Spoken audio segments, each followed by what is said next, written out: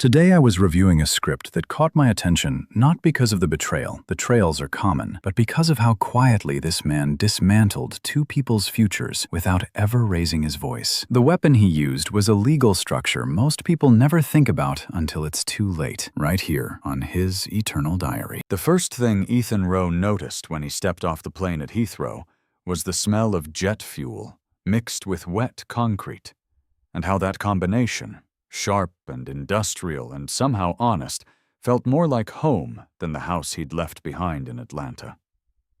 He stood at the gate and let the other passengers pour around him, their rolling luggage clicking against the floor in uneven rhythms, their voices overlapping in accents from everywhere on Earth. He was 31 years old. He had a carry-on bag, a laptop, a wedding ring he still wore on his left hand, and a contract with a private equity firm in London that would change the financial trajectory of his entire family if he executed it correctly. He told himself that last part again, quietly, the way you tell yourself something you need to believe more than you currently do. He pressed his phone to his ear and listened to the voicemail Claire had left him 3 hours earlier. While he was somewhere over the Atlantic in a window seat with the shade pulled down. "Safe travels, baby. I already miss you.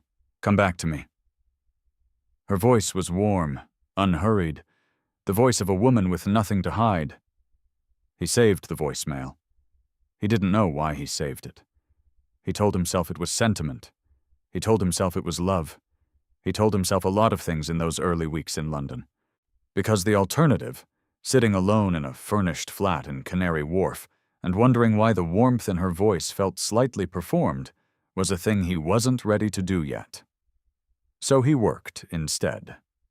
Ethan had been hired by Meridian Capital Partners as a financial forensics consultant embedded in their mergers and acquisitions team. His specific function was due diligence, the forensic audit of target company financials before acquisition, the kind of work that required a particular kind of mind, one that could read a balance sheet the way other people read faces, noticing the micro-expressions, the things that almost added up but didn't quite, the numbers that smiled too wide. He was good at it. He had always been good at it. He had grown up in a house where money was discussed in the way other families discussed illness, in hushed tones with a specific kind of dread, with the understanding that its absence was a form of suffering no one talked about openly. His father had been a machinist. His mother had worked 2 jobs through most of Ethan's adolescence. He had put himself through college on a combination of academic scholarships and part-time work in an accounting firm's mailroom, where he started reading the documents he was sorting before he delivered them. Teaching himself the language of financial statements the way other people taught themselves a foreign language. Obsessively, in stolen moments, because the stakes felt real. He had earned his CPA at 23, his master's in forensic accounting at 25. He had met Claire at 26 at a fundraiser for a children's hospital where she was working as an event coordinator, and he was attending as a guest of a client. She was wearing a green dress, not emerald, not jade. A specific shade of green that existed somewhere between those two, the color of still water under afternoon light. She had laughed at something the person next to her said, and the sound had carried across the room in a way that made 3 different people turn their heads. He had been one of them. They dated for 2 years. He proposed on a Tuesday evening in their kitchen. No restaurant, no performance, just the 2 of them eating takeout pasta and him deciding, quietly and completely, that he was done looking for reasons to wait. She had cried. He had cried. They had laughed about crying. They married at 29, a small ceremony, 43 people, his mother in the front row with a handkerchief she'd bought specifically for the occasion. The first 2 years of their marriage had been, by any reasonable metric, good, not perfect. Ethan worked long hours. Claire had left event coordination to start her own small interior design consultancy, which consumed her in a way she hadn't anticipated, in the good way and sometimes the difficult way. They argued occasionally about money, about time, about the specific geometry of two people trying to build something together, while also maintaining the parts of themselves that existed before the building began. But the foundation held. And then Meridian called. The contract was for 18 months, potentially extendable to 24. The compensation was significant enough that Ethan had run the numbers 4 separate times because he didn't trust himself not to be seduced by them. He was not wrong to be suspicious of his own desire. The number was real, and so was the opportunity. He and Claire had talked about it for 3 weeks before he accepted. She had reservations. She was honest about that. Long distance was difficult. 18 months was a long time. She had just signed 2 new clients for the consultancy. The timing wasn't ideal, but she also told him, sitting across from him at their kitchen table with her hands wrapped around a mug of coffee that had gone cold while they talked, that she understood what this meant for them long term. She understood the math. She understood that Ethan's career had been built on discipline and patience and the willingness to take calculated risks, and that this opportunity was exactly the kind of thing he had been working toward. "Go," she said. "I'll be here when you get back." He had believed her. He had no reason not to believe her. In London, he settled into a routine with the systematic efficiency that defined everything he did. He was up at 5:30 every morning. He ran 4 miles along the river. He was at his desk by 7:15, with a coffee from the shop on the ground floor of his building, a dark roast in a paper cup that tasted slightly of the wax coating on the inside, which he had come to associate with the particular texture of this period of his life. Functional, slightly imperfect, something you got used to. He called Claire every evening at 9 his time, 4 her time. They talked for 40 minutes to an hour. She told him about her clients. He told her about work in general terms, careful with the specifics that were covered under his NDA. She sent him photographs occasionally of the apartment, of the redesigned living room of a client she was particularly proud of herself sometimes, in the ordinary moments of her day. He reciprocated. He took photographs of London for her, the river at different times of day, a market he'd discovered 3 blocks from his flat, the view from a rooftop bar a colleague had taken him to on a Friday evening when the sky had turned a shade of copper he'd never seen before. They were a couple sustaining themselves across distance with the shared vocabulary of people who loved each other. At least that was what he saw. The first thing he noticed that was slightly wrong was not dramatic. It never is. The first thing is always small. It was a name. He and Claire had a shared financial management app they'd set up together before he left, a practical tool, nothing romantic about it, just a way to track their joint expenses and maintain visibility into their shared accounts since he was transferring money regularly from London. He checked it every Sunday with the same methodical attention he applied to everything financial, not because he was suspicious, but because it was a habit, a professional reflex. He was 7 months into his contract when he noticed the name. Daniel Cruz. The charge was small. A restaurant in Buckhead, $63. Split bill, the description said. He almost didn't register it. $63 was nothing. A meal was nothing. But the name snagged in his mind the way a thread snags on a rough surface. Not enough to stop you, but enough to make you aware. Daniel Cruz was his business partner. Not in the London contract. That was Ethan's arrangement with Meridian independently.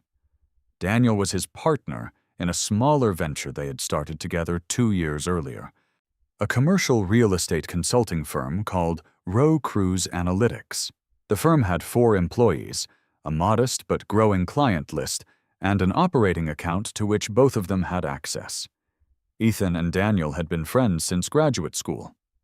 They were not close in the way some men are close, not the kind of friendship that involved emotional disclosure or vulnerability, but close in the specific way that comes from having navigated a difficult program together. From having respected each other's intelligence, from having built something professional together that worked. He sat with the charge for a moment. Claire had dinner with Daniel. That was not, in isolation, strange. They were adults. They had social overlap. Daniel had been at their wedding. He'd been to their apartment for dinner twice in the last year. It was not unusual. He set his phone down. He picked it up again. He scrolled back through the last 7 months of shared account activity. Daniel Cruz appeared 11 times. Not always restaurants. A wine shop, a movie theater, a charge at a home goods store that Ethan spent a long time looking at, trying to understand what context it belonged to, what story it told. 11 times in 7 months. He put the phone down again. He went to the window of his Canary Wharf flat and looked at the Thames, dark and wide and moving in the way rivers move at night, not chaotically, but with a slow, inevitable pressure that suggested the water would find its way regardless of what you placed in its path. He breathed. He did not call Claire that night. He told her afterward, in a message, that he'd had a late work function and hadn't wanted to wake her. She sent back a heart emoji and a single line. "Miss you. Sleep well." He did not sleep well. He spent the next 2 weeks doing the thing he did professionally. He gathered data before he drew conclusions. He was not a man who operated on feeling. Feeling was a form of evidence, yes, but feeling without corroboration was not yet a case. He knew what it was like to look at a set of numbers and see something that frightened you, and then discover, after more careful analysis, that there was a legitimate explanation you hadn't considered. He had learned that lesson early in his career, had learned the cost of jumping to conclusions, and it had made him deliberate in a way that other people sometimes mistook for coldness. He watched. He started paying closer attention to the timing of Claire's calls. Not to the content. The content remained warm and detailed and loving in its way, but to the background sounds, the ambient texture of where she was when she called him, which was almost always a detail so unremarkable that he'd never paid attention to it before. He noticed that on 3 occasions over the following 2 weeks, she called him from what sounded like a car, which was not unusual. What was slightly unusual was that she told him on each of those occasions that she was home. He noticed that she no longer mentioned Daniel in conversation. Before, she had mentioned him occasionally, in the casual way you mention people who are peripheral but present in your life.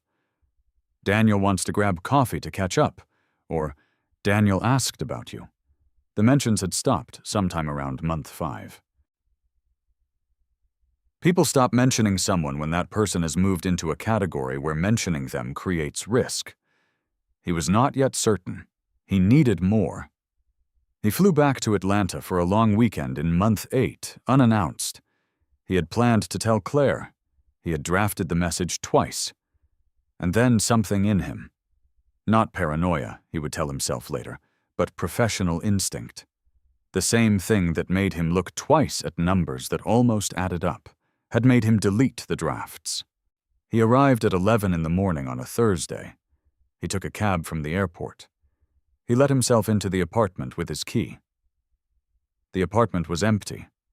It smelled of her perfume and of something else, a residue of a different person.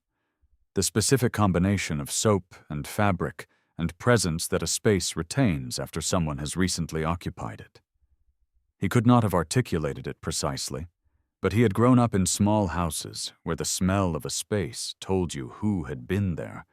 And this particular apartment, his apartment, smelled faintly of someone who was not his wife and not him. He did not touch anything. He sat at the kitchen table, and he waited. Claire came home at 2:15. She was carrying groceries and her work bag, and her keys were between her fingers, the way she always held them. Prepared. She pushed the door open with her elbow and stepped inside and looked up and went completely still. Erhard. The groceries would have fallen if she hadn't tightened her grip on them. "Ethan?" "Hey," he said. The word was neutral. Flat. He watched her face cycle through something. Surprise. Then something that might have been fear, then a recovery that was almost seamless. Almost. "I didn't know you were coming," she said. "I wanted to surprise you. She set the groceries down. She crossed the kitchen and hugged him. He hugged her back. He noted the way she held him, slightly tight, slightly overlong.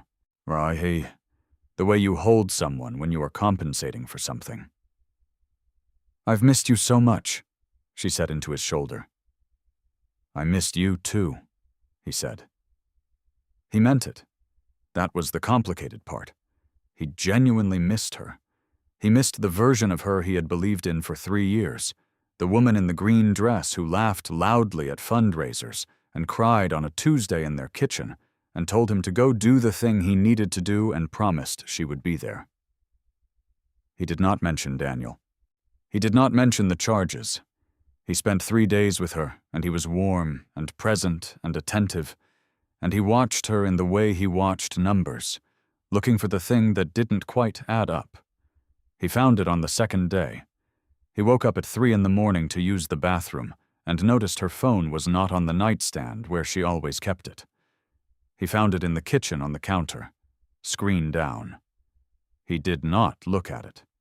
He was not yet at the point where he looked at his wife's phone in the middle of the night. But he catalogued it. On the 3rd day, she dropped him at the airport. She held his hand across the center console for the entire drive. She kissed him at the departure drop-off with the kind of urgency that felt genuine, that felt like it came from a real place. He got out of the car. He walked into the terminal. He went to the bathroom and stood over the sink and ran cold water over his wrists and looked at himself in the mirror. He was a man who made his living by finding hidden patterns in financial data. He was a man who had been trained to separate what he felt from what he could demonstrate. He needed to be able to demonstrate it. He flew back to London. He called his brother Marcus, who was an estate attorney in Chicago and who had helped Ethan set up the initial legal structure for Rowe Cruise Analytics before it launched. Marcus was 41, methodical, and constitutionally incapable of anything that resembled panic. Ethan laid out what he had observed, in the same tone he used for client presentations, flat, sequential, without emotional annotation. Marcus was quiet for a moment. "You don't have confirmation yet," Marcus said. "No." "Are you sure you want confirmation?" Ethan was quiet. "Yes," he said. "I need to know what I'm dealing with before I do anything. I need the complete picture." "Okay," Marcus said. "Then listen carefully, because there's a specific sequence of things I need you to do before you do anything else. And I mean anything else. Not a conversation with her, not a confrontation, nothing. I'm listening." "The first thing," Marcus said, "is that I need to look at the Rowe Cruise operating agreement again.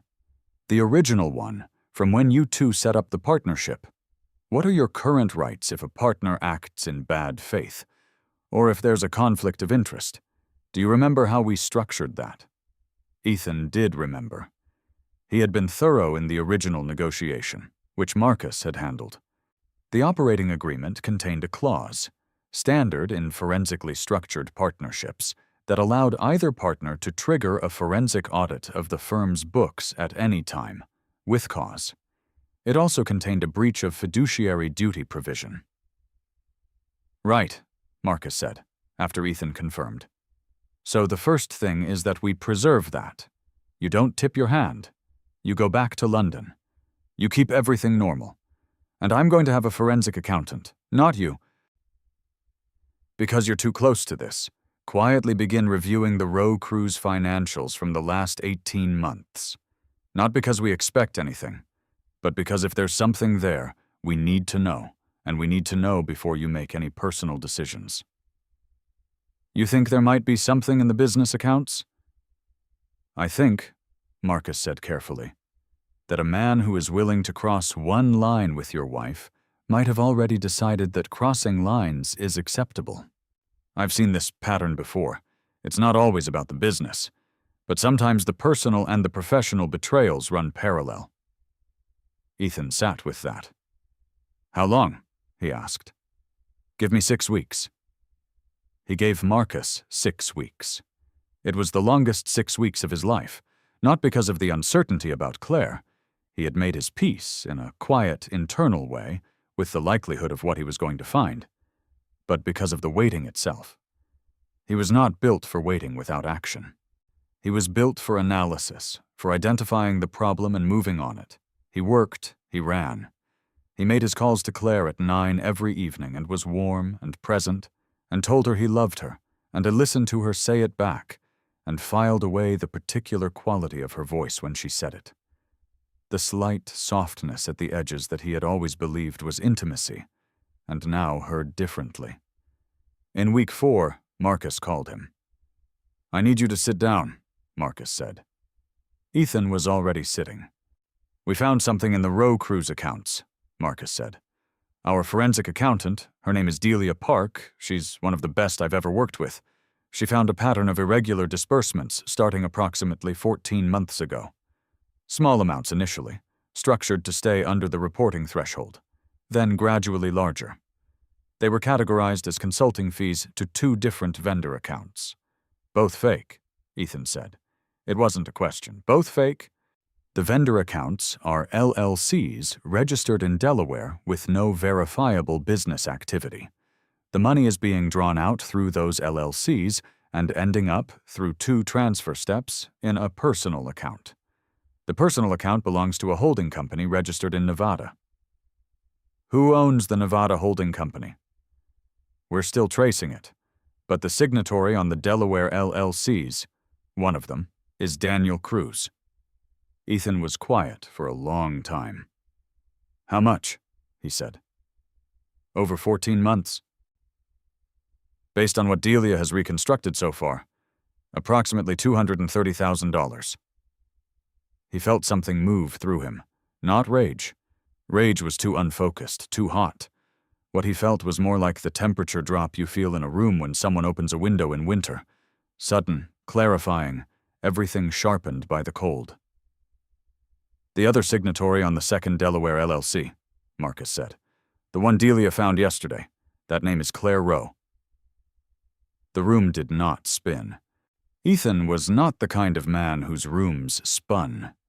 He took a single, slow breath and looked at the window of his flat, at the London sky which was the color of old pewter, uniform, and heavy.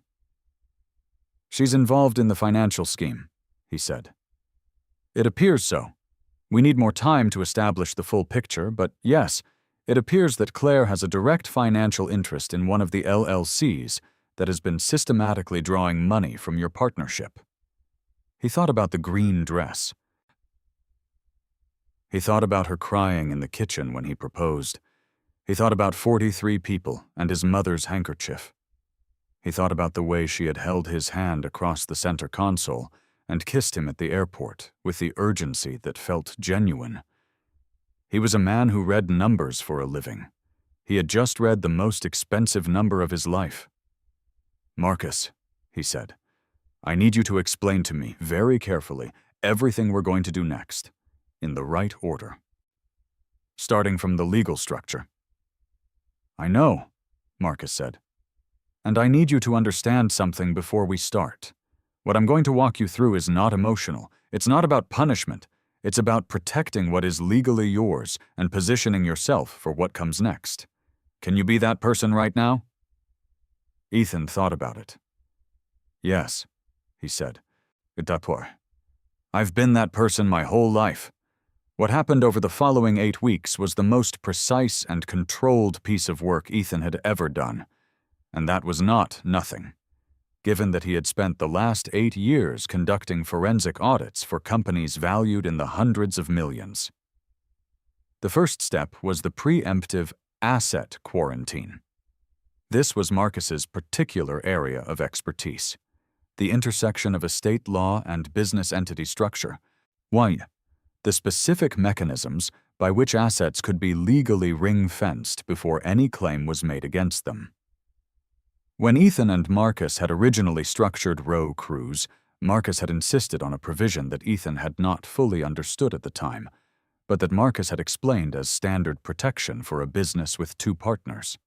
The provision was a qualified retirement account protection clause, combined with a domestic asset protection trust structure that Marcus had helped Ethan establish in a jurisdiction, Nevada, that recognized self-settled trusts with robust creditor protection. At the time of setup, Ethan had transferred a significant portion of his premarital assets into this trust.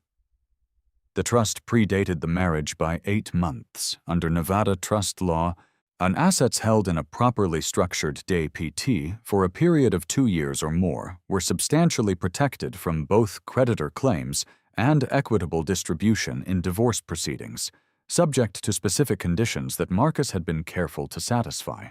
Ethan's premarital assets, the savings he had accumulated before meeting Claire, the investment accounts he had built during his years of disciplined saving, the early profit distributions from Roe Cruise were inside that trust. Claire could not touch them. This was the thing she didn't know, and the thing Daniel didn't know, and the thing that would matter enormously in the next chapter of this story. The second step was the partnership audit trigger.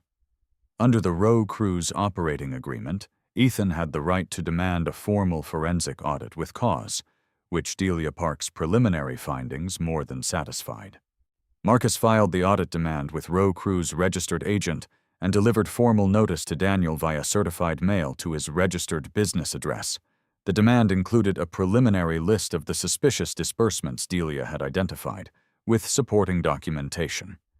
This was the moment the knife came out, and it came out in the quietest possible way. Daniel received the audit notice on a Tuesday. Ethan knew this because Marcus called him to confirm delivery. He also knew that Daniel would read that letter and understand immediately what it meant, that someone had been in the accounts, that someone knew about the LLCs, that the comfortable arrangement he had built over 14 months was now exposed. Ethan did not call Daniel. He did not call Claire. He called his attorney at Meridian, a woman named Sophie Tran, who handled the consulting contract, and who, in the course of Ethan's time at the firm, had become the closest thing he had to a trusted professional confidant in London. "I need to add a protective layer to my consulting income stream," he told her. "I want the residuals from the Meridian engagement directed to a specific account structure. Walk me through the options." Sophie walked him through the options. The income from the Meridian engagement, which at this point represented a substantial number, was redirected into a structure that Marcus had approved, one that kept it isolated from any joint marital account and positioned it correctly for the proceedings Marcus was preparing for. The third step was the divorce filing itself. Marcus had drafted the petition before Ethan gave him the go-ahead. It was prepared and waiting. When Ethan said go, Marcus filed it in Georgia within 48 hours. Georgia is an equitable distribution state. This matters. Equitable does not mean equal. It means fair, given the totality of circumstances. And those circumstances include the conduct of both parties, the source of assets, and any misconduct that diminishes the marital estate. What Delia Park had documented, the fraudulent disbursement of $230,000 from a business to which Ethan was a 50% partner, was economic misconduct that directly diminished the marital estate. Claire's involvement in that scheme as a signatory on one of the receiving entities was documented evidence of that misconduct. Marcus argued, in the filing, that Claire's share of any marital assets should reflect the documented harm her conduct had caused to the marital estate. He supported that argument with Delia's preliminary forensic report, which was attached to the petition as a sealed exhibit. He also included, as a separate exhibit, the DAPT documentation establishing that Ethan's premarital assets were held in a trust that predated the marriage and were therefore not subject to equitable distribution at all. Claire's attorney, whoever she hired, was going to open that petition and find a very carefully assembled picture of a woman who had participated in financial fraud against her husband's business while he was 8 time zones away and sending her photographs of the Thames. Ethan did not know exactly when Claire received the petition. He knew it was a Tuesday because Marcus told him. He was in a conference room in Canary Wharf at the time, reviewing a due diligence report on an acquisition target, and he had set his phone to silent. He looked at the text from Marcus, served, and he put the phone back in his inside jacket pocket and returned his attention to the due diligence report. He read 3 more pages before he allowed himself to feel it. It was not satisfaction. It was not triumph. It was something quieter and more complex. The feeling of a problem correctly solved, a pattern correctly read. The feeling of being right about something you had desperately wanted to be wrong about. He took the document home that evening and worked until midnight. He drank the wax-tasting coffee from the ground floor shop. He looked at the Thames from his window. He did not cry. He had cried. But not then. Earlier, on a Saturday morning 3 weeks before, sitting in the bathroom of his flat with the shower running to cover the sound, because he was a man who understood the value of privacy, even in his own grief. He had given himself that morning to be a person feeling something. And then he had gotten up and made his bed and gone for his run, and when he came back, he was the other version of himself, the version with the forensic mind and the cold focus and the particular skill set that was about to dismantle 2 people's carefully constructed lies with the precision of a document review. Tandris writes, Claire called him 17 times in the 3 days after the petition was served. He did not answer. She sent messages. He read them and did not reply. They started desperate and became angry, and the anger told him more than any response he could have given her. Daniel called the office line at Row Cruise and left a message. Ethan had Marcus's team retrieve the message. Daniel wanted to talk through a misunderstanding. The audit had identified categorization errors that were easily explained. Ethan wrote this down and set it aside. Everything Daniel said from this point forward was discoverable evidence. The 4th step, and the one Ethan had thought about the most carefully, was the business dissolution. The Row Cruise operating agreement contained a buy-sell provision triggered by a documented breach of fiduciary duty. What Daniel had done, the systematic diversion of partnership funds through fraudulent vendor entities, was a textbook breach of fiduciary duty. It met every legal threshold Marcus needed. Under the buy-sell provision, in the event of a documented breach, the non-breaching partner had the right to purchase the breaching partner's interest at a valuation based on the firm's book value at the time of the breach, discounted for any damages caused by the breach. The damages documented by Delia Park came to $230,000. The current book value of Daniel's 50% interest in Row Cruise, based on the firm's most recent financial statements, was approximately $260,000.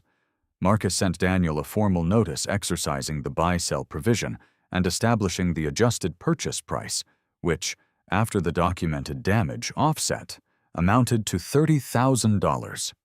Daniel's attorney sent a response within 48 hours calling the valuation unconscionable and the entire proceeding legally deficient. Marcus responded with a 46-page legal memorandum supported by Delia Park's full forensic report, which was now in its final form, identifying the specific transactions, the LLC structures, the fund flow, and the documentation trail with a level of granularity that made it very clear that fighting this was going to be expensive and almost certainly unsuccessful.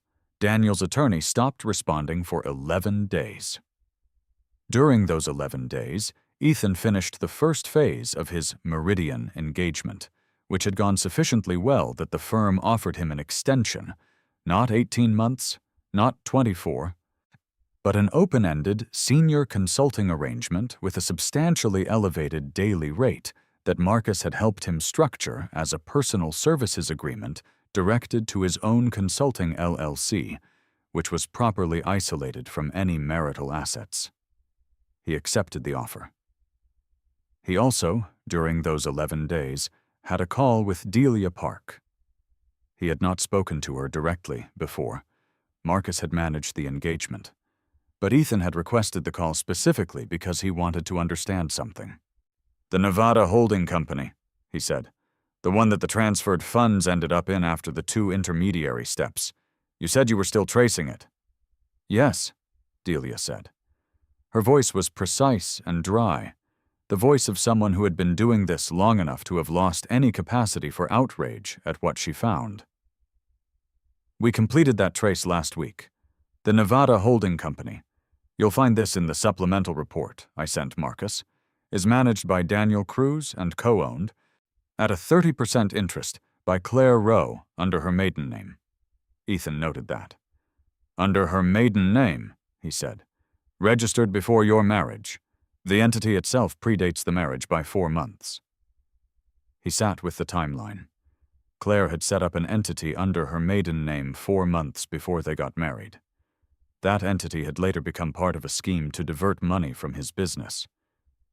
He thought about what that meant. Not about what it meant emotionally. He had processed the emotional dimension in his shower on that Saturday morning, and he was not going back there right now. He thought about what it meant legally, procedurally, in terms of the complete picture Marcus needed to present. Thank you, he said to Delia. Of course, she said. I've been doing this for 22 years. What I can tell you, and this isn't forensic analysis, this is observation, is that this is one of the more thoroughly documented cases I've worked on. Whoever put your original business structure together was careful. My brother, Ethan said. Tell him I said he was thorough. The divorce proceedings took 9 months. They were not clean.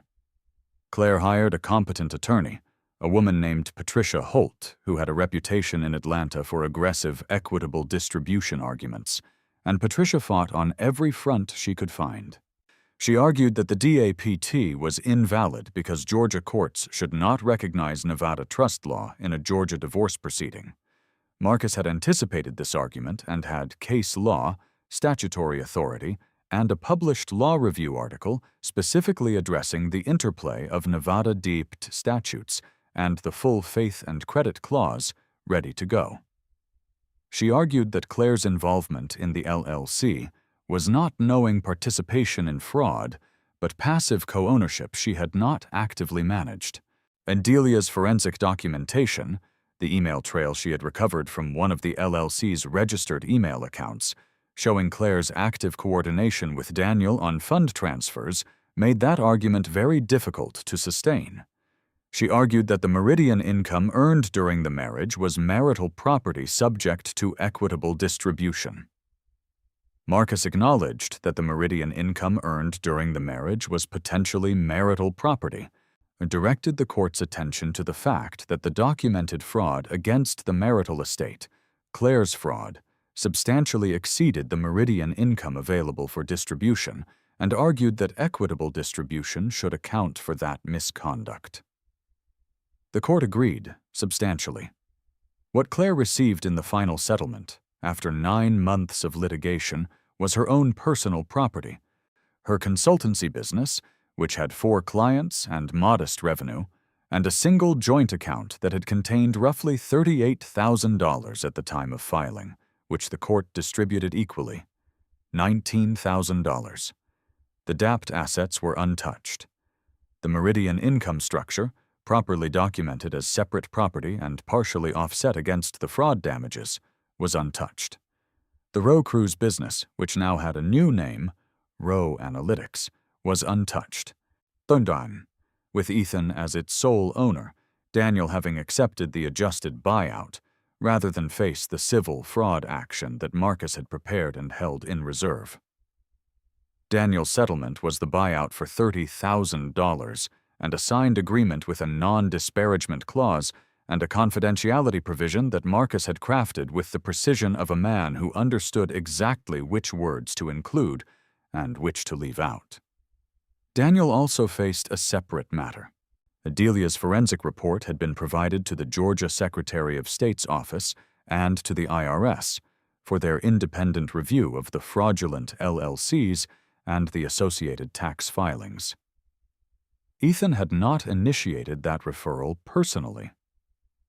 Marcus had reminded him that their obligation, upon discovering documented financial fraud, was specific and non-optional, and that the referral was not a weapon he was deploying, but a legal requirement he was satisfying.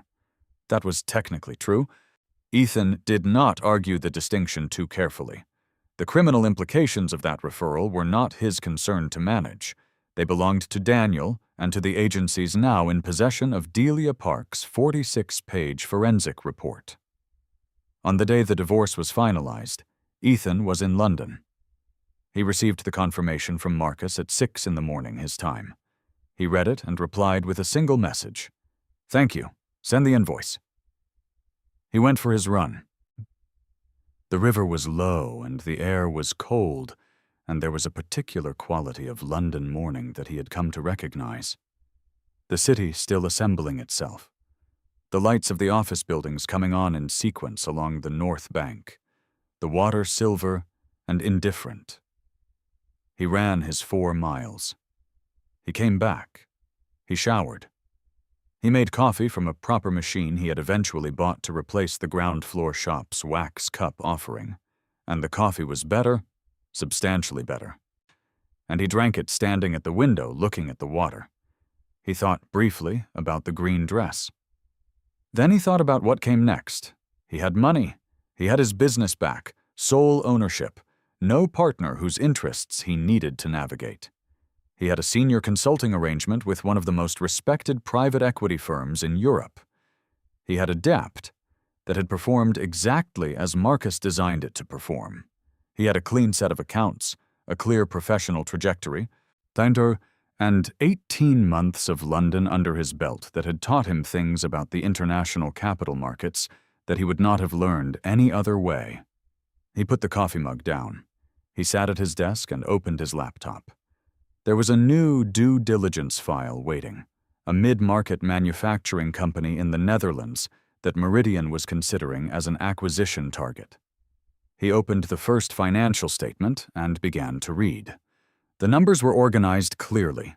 Column headers, date ranges, notes in the margins from the company's own CFO, explanations offered preemptively for the items that deviated from the norm.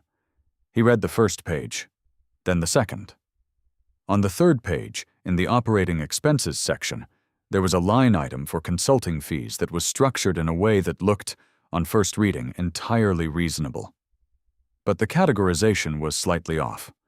The timing was slightly inconsistent. The supporting note was slightly vague, in a way that most readers would not notice, but that Ethan noticed, because he noticed these things, because he had been trained to notice these things, because the ability to see what others overlooked was the specific skill that had brought him here, to this desk, to this morning, to this window above a river that kept moving regardless of what you placed in its path. He reached for a legal pad. He wrote down the line item reference and the page number. He circled it. He started reading the 4th page. That was not the end of the story, not in the way that endings usually come. There was no single moment of culmination, no scene where Ethan stood over the ruins of 2 people's choices and pronounced judgment. He was not that kind of person, and he did not tell that kind of story, not even to himself. What there was, instead, was the accumulation of what happens next. What happened with Daniel was not something Ethan tracked closely. But it was not invisible either. The IRS investigation into the fraudulent LLCs took 14 months to run its course. When it concluded, Daniel reached a settlement that included back taxes, penalties, and a civil fraud determination that would follow him through any future professional licensing application, any future partnership disclosure, any future client background check, for the rest of his working life. He was not prosecuted criminally, which Ethan had expected. The amounts, while significant, were not at the threshold where federal prosecution was a practical certainty.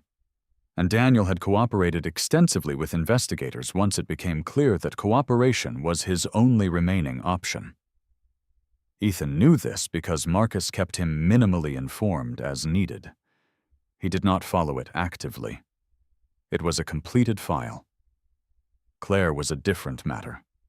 Not because Ethan thought about her with anger, Anger was a thing that had a natural half-life, and he had experienced it and metabolized it, and it was largely spent, but because she occupied a specific category in his thinking that was harder to close. He had loved her. He was not going to perform the kind of revisionism that required him to pretend otherwise. He had loved her specifically and deliberately, as a choice made by an adult who understood what he was choosing and why. And the fact that she had made a different set of choices did not retroactively change what he had felt. But love without integrity is just sentiment. He had learned that. He had also learned something that Delia Park had said to him on their call that he had returned to occasionally since then, not because he needed reassurance, but because it had a quality of precision that appealed to him professionally. Delia had said, "In my experience, financial fraud in a personal relationship almost never starts as fraud. It starts as an accommodation, a small thing, justified in the moment. And then the person who committed the first small thing discovers that the world did not end, and they take a slightly larger step, and they keep taking steps until the distance between where they started and where they are is so large that they can't see the beginning anymore. The fraud isn't the thing that happened to you. The fraud is the map of a series of decisions your wife made over a period of time, each one of which seemed survivable, until suddenly they weren't. He had written that down in his legal pad. He had thought about it for a long time, because what it meant, when he followed it to its logical end, was not that Claire was a fundamentally different person from the woman he had married. It meant that the woman he had married had been capable, under specific conditions of stress and proximity and opportunity, of making a series of decisions that compounded in a direction she had perhaps not fully anticipated. That did not make it acceptable. It did not make it something he could have lived with or tolerated or forgiven in the practical sense of staying married to her. There was a version of the story where he found the truth, confronted her, and they navigated some kind of reconciliation. But that version required him to trust her with joint finances, with his business, with the infrastructure of his professional life, and the trust was gone. Not burned away in anger, but dissolved. The way certain compounds dissolve in water, completely and without residue. He did not hate her. He did not wish her specific harm. He simply did not, after everything, know her. And the version of her he had known was no longer the person the evidence described. He filed it. In month 14 of his extended Meridian engagement, Ethan met a woman named Nadia at a conference in Amsterdam. She was a financial regulator, sharp, specific in her thinking. Daartoe, possessed of a particular kind of humor that was very dry and very well timed, and that Ethan found, to his mild surprise, genuinely enjoyable. They had dinner once in Amsterdam, then a call 6 weeks later, then dinner in London. He was not ready for the thing she might eventually be. He told her that, early and without drama, in the direct way he said all important things. She had looked at him with the evaluating intelligence of someone who spent her professional life deciding whether to trust what she was being told. "That's honest," she said. "I try to be," he said. "Most people aren't," she said, "in my experience." "In mine also," he said. She had ordered a second glass of wine. He had ordered a second coffee. Outside the restaurant window, London was doing what London does in November, pressing down with gray and rain and the particular melancholy that the city wears like weather, which if you have lived there long enough you learn to find not depressing but atmospheric, not limiting but honest. He was not in love with her yet, but he was interested, he was present. He was a man in possession of himself, his finances correctly structured, his professional trajectory intact. Subhan. His grief processed with the same rigorous honesty he brought to everything else. He was, in other words, someone. He had always been someone. The difference now was that there was nothing layered on top of that. No false story, No comfortable accommodation, no set of numbers that almost added up. Just the clean columns, just the honest data, just the work. And in month 16, on a Thursday morning, he opened a preliminary financial file on a new acquisition target and found, in the notes of the operating expenses section on page 7, the same slightly off categorization he had seen a dozen times before, the polished surface of something that did not, if you looked carefully, quite hold together. He reached for the legal pad. He wrote down the page number. He circled it. He started reading page 8. There is a specific kind of man who survives what Ethan survived, not because he is harder than other men, not because he feels less, but because he has learned. Over the course of a life that began in a small house where money was discussed like illness, that the difference between the person who gets buried by what happens to them and the person who doesn't is not resilience in the inspirational sense. It is structure. It is the operating agreement drafted with enough rigor that it holds when tested. It is the trust established far enough in advance that it satisfies the legal seasoning requirements. It is the forensic mind applied not only to other people's numbers, but to your own situation, your own exposure, your own vulnerability, the willingness to audit yourself with the same cold precision you apply to everyone else. Daniel had counted on Ethan being too far away to look closely. Claire had counted on love being a form of blindness. They had both, in their separate ways, made the same fundamental error. They had underestimated the man they were dealing with. Sioned, not because of his anger, because of his patience, because of his habit of reading page 4. In month 18, Ethan received a letter. Not an email, a physical letter, handwritten, forwarded by Marcus from the Atlanta apartment, which Ethan had sold in the divorce settlement, routed through a post office box Marcus maintained for exactly this kind of correspondence. The letter was from Claire.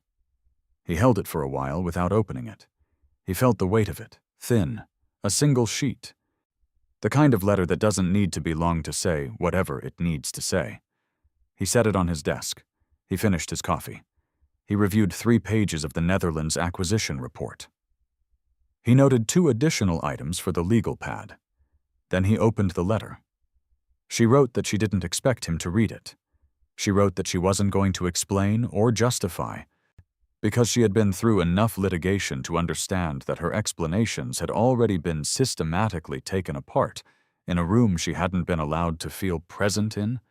Not really, not in the way she had hoped. She wrote that she knew what she had done. She used those exact words, "I know what I did." She wrote that she thought about the Tuesday in the kitchen a lot. She did not ask for anything. She did not offer anything. She did not make any particular point. The letter ended. Ethan read it twice. Then he folded it and put it back in the envelope and put the envelope in the bottom drawer of his desk. He picked up his pen. He looked at the legal pad. He drew a second circle around the page 8 item he had flagged earlier, because on rereading it had resolved into something more concerning, not less. And he needed to be sure Marcus's team understood the priority of what he was looking at. He wrote a clean note at the top of the page. He turned to page 9. There is a moment in every thorough forensic review when the picture becomes complete. Not because you have found everything, there is always something you haven't found, but because what you have found is sufficient. The pattern is clear. The case is buildable. The data tells the story. Ethan had learned to recognize that moment and not to chase past it into territory he didn't need. He recognized it now. Not about the Netherlands file. That would take more time. But about his own life. He had what he needed. He had always had what he needed, which was the capacity to read carefully, to wait, to separate what he felt from what he could demonstrate, and to act in the correct sequence. He closed the Netherlands file. He opened a new document. He began drafting his proposal for the structure of the row analytics expansion. The next phase, The move from a two-person consultancy with a compromised partner into what it was going to become, which was his entirely. Built on the right foundation, with the right protections in place, with a record of performance that was now fully documented and attributable to him alone. The proposal was 38 pages when he finished it. He sent it to Marcus. He sent a second version to Sophie Tran for the Meridian relationship. He sent a third version to Delia Park because she had mentioned she occasionally advised on new entity structures for clients building forensic practices, and he thought her perspective on the compliance framework would be worth having. He did not send it to Daniel. He did not send it to Claire. He closed his laptop. He went to the window. The Thames was doing what it did, which was moving. Not fast, not slow, but with the specific momentum of something that had been doing this for longer than the city around it existed, and intended to continue long after the city was gone. He watched it for a moment. Then he went to get his jacket. He had a meeting in an hour on the other side of the city, with a new potential client who had been referred by a contact at Meridian, a family office with a complicated asset picture and what the referral contact had described, carefully and with a specific kind of professional discretion, as some concerns about the consistency of recent reporting. He put on his jacket. He picked up his legal pad. He walked out. The meeting was in a building in Mayfair. The kind of building that looked from the outside like exactly what it was. Old money in a new coat, the facade recently cleaned, but the proportions original.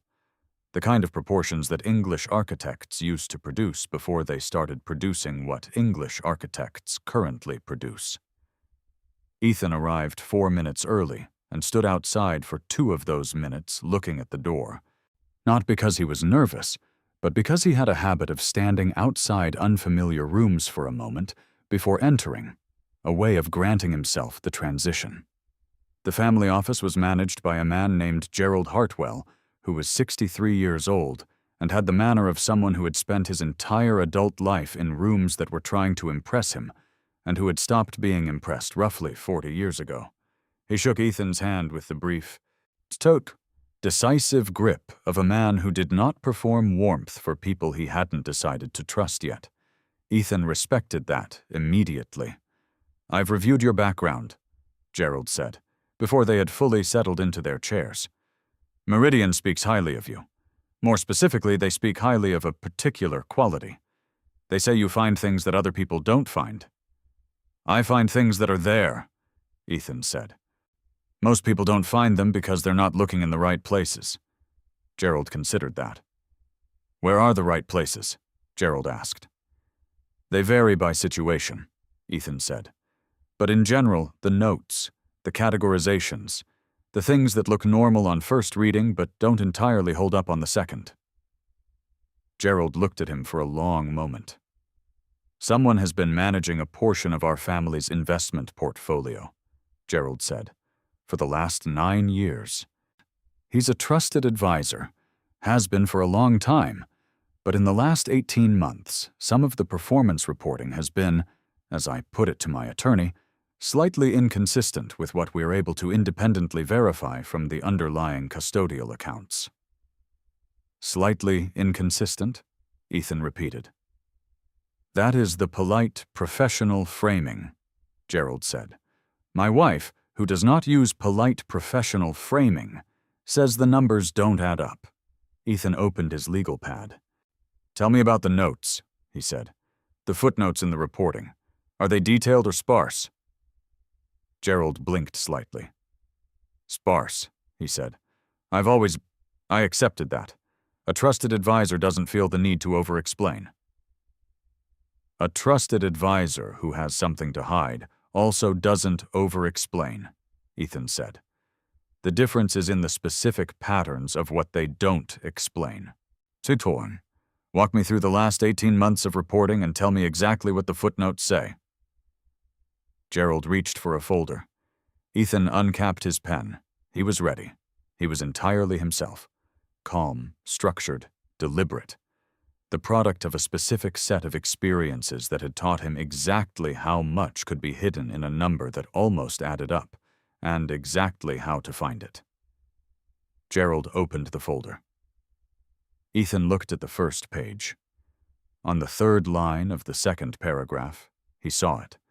He circled it. He looked up at Gerald. "This figure," he said. "The one for Q3 of last year. Walk me through how your advisor explained this to you."